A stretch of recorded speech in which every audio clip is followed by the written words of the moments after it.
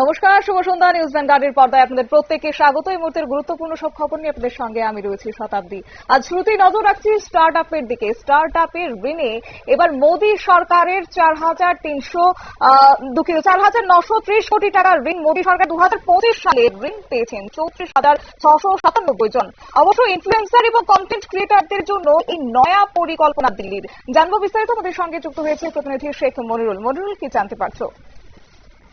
দেখো, প্রধানমন্ত্রী নরেন্দ্র মোদীকে যখন প্রত্যেকদিনই কটাক্ষ করে বিরোধীরা বলছেন যে দেশের যুব সমাজের জন্য প্রধানমন্ত্রী নরেন্দ্র মোদী বা কেন্দ্রীয় সরকার কিছু করছে না, ঠিক সেই সময় নতুন একটি তথ্য চমকে দেওয়ার মতো। 2025 সালে 34,697 জনকে ইতিমধ্যেই বিভিন্ন স্টার্ট আপ করার জন্য মুদ্রা লোন দিয়েছে কেন্দ্রীয় সরকার।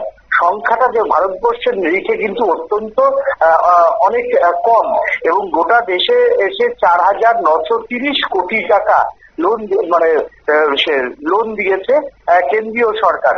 দেখো, যে মেক ইন ইন্ডিয়া প্রোডাক্ট বা স্টার্ট আপ ইন্ডিয়া বা ডিজিটাল ইন্ডিয়ার ডাক প্রধানমন্ত্রী দিয়েছে, এবং গোটা দেশের যুবকদের যে বেকারত্ব ঘোচানোর ডাক কেন্দ্রীয় সরকার দিয়েছে, তাতে কিন্তু খুব একটা মুদ্রা যোজনা নিতে সাধারণ যুবকরা কিন্তু খুব একটা যে উৎসাহিত নয়, এই তথ্যই কার্যত প্রমাণ করলো যে 2025 সাল যদিও এখনো পর্যন্ত শেষ হয়নি, আর সবে গত আগস্ট মাস পর্যন্ত বা আগস্ট মাসে 34,697 জনকে এখনো পর্যন্ত মুদ্রা লোন দেওয়া হয়েছে, এবং সেটা 4,930 কোটি টাকা মোট অ্যামাউন্ট। এর থেকেই বোঝা যাচ্ছে যে ভারতের যে মুদ্রা যোজনা লোন, সেই মুদ্রা যোজনা লোন নিয়ে প্রধানমন্ত্রী নরেন্দ্র মোদী সরকার যতটাই নির্বাচনে প্রচারে তারা দলীয় ইস্তাহারে ব্যবহার করুক না কেন, এই লোনের টাকা বা মুদ্রা যোজনার যে অর্থ বা মুদ্রা যোজনার যে প্রচার, সেটা যে সমাজের প্রান্তিক যুবকদের কাছে পৌঁছায়নি, এর থেকেই প্রমাণিত। যদি রাজ্য অনুযায়ী হিসাব করা হয়, তাহলে শতাব্দী প্রত্যেকটা রাজ্যে অন্তত এখনো করে এই বছর আগস্ট মাস পর্যন্ত 5,000 করে বেকার যুবক যুবতীরা কিন্তু এই কেন্দ্রীয় সরকারের যে যোজনা বা প্রধানমন্ত্রী নরেন্দ্র মোদী সরকারের যে যোজনা, সেই যোজনার কিন্তু অন্তর্ভুক্ত হয়নি।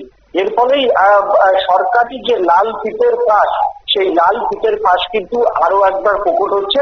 অন্যদিকে অর্থনীতিবিদদের একাংশ মনে করছেন যে ব্যাংকগুলির কাছে সঠিক পরিকল্পনা জমা দিতে না পারার জন্যই বহু মুদ্রা যোজনার ফাইল কিন্তু রাষ্ট্রায়ত্ত ব্যাংকগুলিতে আটকে রয়েছে। রাষ্ট্রায়ত্ত ব্যাংকগুলির প্রজেক্ট ভালো না হওয়ার জন্য তারা লোন দিচ্ছে না, এমনটাই মনে করছেন অর্থনীতিবিদদের একাংশ। ধন্যবাদ। অর্থাৎ যুবকদেরকে উৎসাহিত করতে মোদী সরকারের একটা নয়া প্রকল্প তরুণ প্লাস, এবং সেই জায়গা থেকে এবার স্টার্ট আপ ইন্ডিয়া সফল করতে 4,930 কোটি টাকার ঋণ মোদী সরকারের দেওয়া হচ্ছে। সেক্ষেত্রে যুবকদের সেই অর্থে আগ্রহ প্রকাশ হচ্ছে না বলেই কিন্তু তথ্য বলছে। নিয়ে নিচ্ছি ছোট্ট একটি বিজ্ঞাপন বিরতি, সঙ্গে থাকুন।